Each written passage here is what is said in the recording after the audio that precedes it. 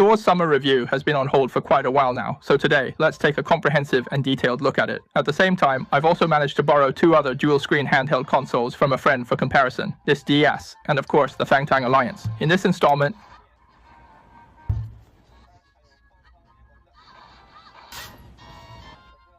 I'll primarily discuss the Thor, with the other two merely used for comparison. The main focus will be on the dual-screen adaptability of these three handheld consoles, and eventually, I will disassemble the Thor for everyone to inspect its internal structure. We will also compare their sizes. The Thor is the most compact, the Fangtang is medium-sized, and the DS is the largest. As for screen dimensions, the DS again boasts the biggest screen. The screens on both of them are quite similar in size. As for the Fangtang, its screen folds backward, so we won't include it in the desktop thickness demonstration. Let's primarily examine the desktop thickness of the DS and the Thor. The DS has a large grip, which significantly increases its perceived thickness. The Thor doesn't come with a grip, but there is an official one available.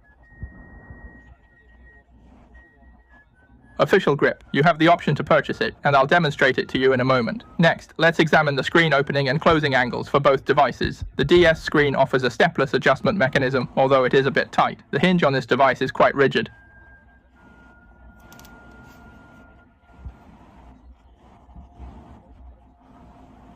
In the case of the Thor, its screen features fixed angles similar to the 3DS, allowing it to be securely positioned at specific inclinations. There are 3 such adjustable points. Additionally, it can be held in a suspended state, and when brought to this specific position, it effectively closes. This, by the way, is the official grip for the device.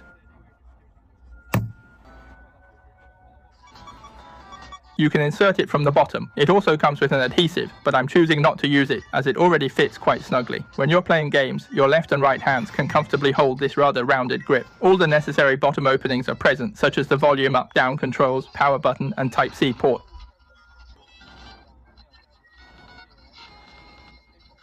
The 3.5mm headphone jack and lanyard holes are thoughtfully placed on both the left and right sides, in addition to the bottom TF card slot and other such features. Turning to the back, it's evident that the air inlet remains entirely clear. The grip itself is enhanced with an anti-slip texture, providing a rather pleasant tactile sensation. I'm curious if other color options are available to match the device's main body. For example, this particular one here is a retro color. Do they have this grip in a retro color too? When it's closed, we can see that it fits perfectly, eliminating the pressing issue on both sides that many people talked about. It also comes with a carrying case that holds the device even with the grip attached. Let me show you. It has the ANLOGO on it, and once you open it, inside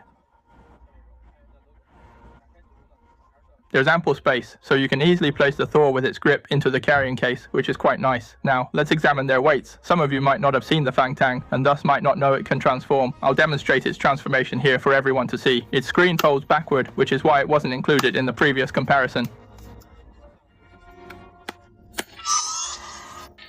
Alright, let's examine their weights. This particular device weighs 488 grams. The ANBERNIC DS comes in at 527 grams, and the ANBERNIC Thor is 367 grams. Which of these three do you prefer in terms of weight and portability? Now, regarding their dual screen adaptability, all three have their own individual software adjustments. Let's start by looking at ANBERNIC. This is the Thor. Below, you'll find an ANBERNIC logo, and pressing it will bring up various software adaptation settings. These fall into 3 primary categories: screen control, task management, and system settings. I've already covered these in detail in previous videos, so I won't re-explain everything here. Since I've already covered the specifics, I won't rehash all the details here. Now, let's examine the Fangtang Alliance's software adaptability. Its underlying logic mirrors that of a Windows handheld, meaning both screens seamlessly integrate. For instance, imagine using Windows. If your cursor moves off one screen, it simply reappears on the other, specifically the bottom half. And it also has a sidebar configuration. It is primarily categorized into 4 main sections: display, performance, lighting effects, and controller. AN's dual screen adaptation, identical to Thor's, is located on the lower screen. We see it's divided into 4 main categories: dual screen applications and tasks and controls. All 3 of these devices, as the first, a dual-screen Android device, will inevitably encounter some bugs. Nonetheless, manufacturers are actively following up and addressing these concerns. If you come across any problems, please feel free to leave a comment in the section below. Dual-screen games primarily include 3DS and NDS, and both emulators have now been optimized for dual-screen performance. Let's now examine how the 3. Let's check the performance of these 3 devices with dual-screen games. First, we'll take a direct look at the screen size when all 3 are running 3DS. The upper screen on each device features some black borders. The Fangtang's black borders appear wider since its screen is notably longer, whereas the other 2 utilize a 16:9 aspect ratio. Looking at the lower screen, the DS has a 4:3 aspect ratio, allowing it to perfectly stretch to full screen. In contrast, both the Fangtang and the AN have an 8:7 aspect ratio, which results in some black borders appearing at the top and bottom of the display. Nevertheless, the lower screen on all these devices supports normal interactive operation, and this functionality remains consistent across the board. Now let's take a closer look at the DS specifically. The lower screen also has touch functionality. Moving on to NDS games, the Thor's display size appears to be more visually comfortable. Both the upper and lower screens can actually be adjusted to be perfectly identical in terms of size and aspect ratio. Here, the upper screen has been slightly enlarged, and the same applies to the DS.